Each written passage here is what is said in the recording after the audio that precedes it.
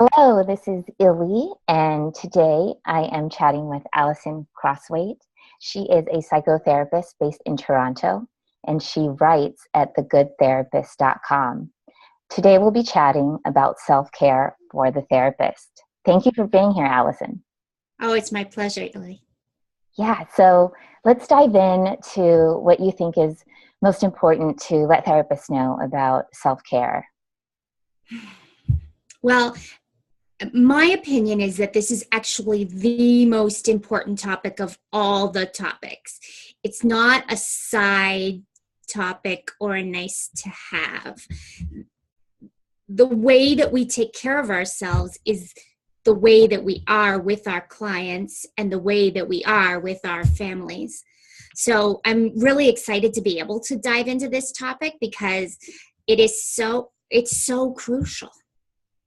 Yes, yeah, I agree. I mean, so much of what I do is based on self-care and soul care, which is another term that I use often, which to me is more of a lifestyle of taking care of oneself and having practices that become ingrained, not just habits. It's habits sometimes I think we still have to think about and check off, but just a way that we acknowledge ourselves in our daily lives.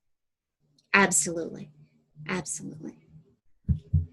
So I think you have some common problems or common signs that therapists can notice they might know then that they need to take a look at self-care in their lives. Yeah, absolutely. So Okay. sometimes we just know. We know we're stressed. We know we're tired. But sometimes it sneaks up on us. And sometimes my partner will say to me, you're really tired. And I didn't know. So these are some of the things that I've come to understand about self-care. For example, if I am consistently tired, that's not a given. That means there's something going on. If we are consistently bored by the things that are happening to us. Now, obviously, sometimes we're bored because that's important information. But when we're bored is a very interesting topic. It's like we're blown out, right? Like what we're hearing is never boring in the clinical room. But when you're overwhelmed, it can feel boring because you're just like, I can't take it anymore. And bored is one way that comes out. So bored to me is a clear sign that there's something wrong because people come into my office hour after hour with very important things to talk about. So what's going on if I'm bored? Irritation. That's another sign that self-care needs some help because again, our patients come to us, they are suffering. And they try our patience sometimes, but they are suffering, and irritation means that there's not enough over here with me to meet that. So I'm irritated because more is being asked of me than I can give.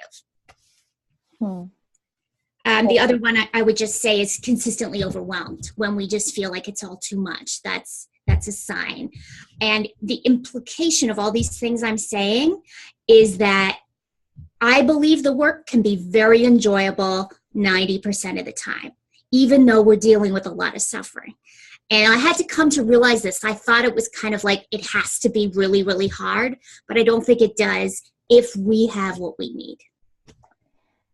Wow. Okay. I'd like to go back. Thank you. And I agree with what you said at the end. I think 90% is such a interesting way of thinking about it, because it's a lot. It's a lot of it. A lot of it can be enjoyable.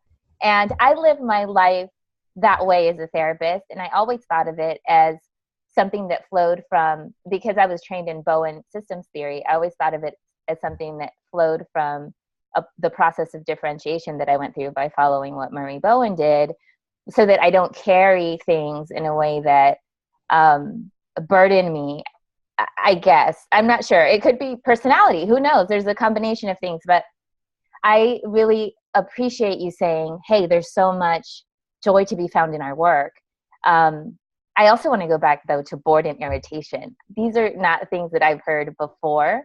I mean, irritation maybe, but bored definitely not. So I think of it as you were talking of, if we're bored, it's almost like we can't let more information in. Does that resonate with you? Like that, how you think of it? I mean, so again, I would say sometimes we are bored because a client is kind of, there's something going on between us and the client. So that's one thing that's clinical, that's information. Okay. But if in general we're bored, it's like, it's like the only way I can respond to the overstimulation that is coming at me is to just shut off. Right. That's the way I experience it and see it sometimes in my colleagues as well, that it's just a way of protecting ourselves when we don't have enough resource. Oh, I love that. It's almost like a defense mechanism. We have to shut off because we can't give any more. And in a similar way, perhaps some of us experience it as irritation and others of us experience it as boredom. Yeah. Okay. Thank you so much for putting those together for us so that we know, these are signs. And like you said, perhaps we don't even know that they mean that we need to look at our own self-care. Can you give just a quick summary, like a quick list of the topics that you shared that are signs of the yeah, sure. Signs? Tired, bored, irritated, overwhelmed. Awesome. Thank you so much for your time today, Alison. I really appreciate it. Oh, you're welcome. This has been fun.